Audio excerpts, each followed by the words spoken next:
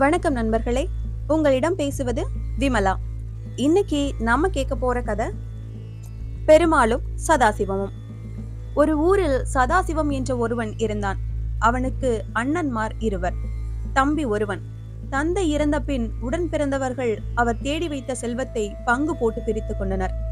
தந்தையின் செல்வத்தில் ஒவ்வொருவனுக்கும் கால் பங்குதான் கிடைத்தது. அதே ஊரில் பெருமாள் என்ற ஒருவன் இருந்தான். அவன் சதாசிவத்தின் நண்பன். அவனுக்கு அண்ணன் தம்பி யாரும் இல்லை.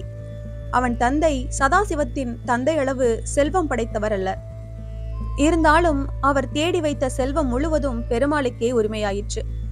ஆகையால் பெருமாள் சதாசிவத்தை காட்டிலும் பெரும் பணக்காரனானான். பெருமாளை பார்க்கும் போதெல்லாம் சதாசிவத்துக்கு தான் குறையுடையவன் என்ற எண்ணம் தோன்றும். பெருமாளை போல் தனி மகனாக பிறந்திருந்தால் தனக்கு தன் தந்தையின் செல்வம் முழுவதும் சேர்ந்திருக்கும், தான் பெரும் பணக்காரனாகியிருக்க முடியும் என்று எண்ணினான் சதாசிவம். நண்பன் என்ற முறையில் அவன் ஒரு நாள் பெருமாளை சந்தித்து வர சென்றான். பெருமாள் படுத்திருந்தான். சதாசிவம் அருகில் சென்ற பின்தான் அவன் நோயுற்று படுத்திருக்கிறான் என்று அறிந்தான். சதாசிவம் ஆதரவான குரலில் பெருமாளை நோக்கி, மருந்து வாங்கி சாப்பிட்டீர்களா என்று கேட்டான். மருந்து வாங்கி சாப்பிடத்தான் வேண்டும், என்னால் எழுந்து நடக்க முடியவில்லை, வீட்டில் துணைக்கு ஒருவரும் இல்லை என்று சொல்லி கலங்கினான் பெருமாள். கலங்காதீர்கள், இதோ நான் போய் மருத்துவரை அழைத்து வருகிறேன் என்று சொல்லி சதாசிவம் விரைந்து சென்றான். மருத்துவர் வந்து பார்த்து மருந்து கொடுத்து சென்றார்.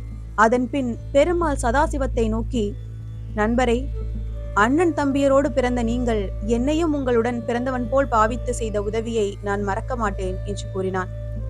தான் அண்ணன் தம்பியருடன் பிறக்கவில்லையே என்ற குறை அவன் பேச்சில் வெளிப்பட்டது. அதை கேட்டு சதாசிவம் உருகி போனான்.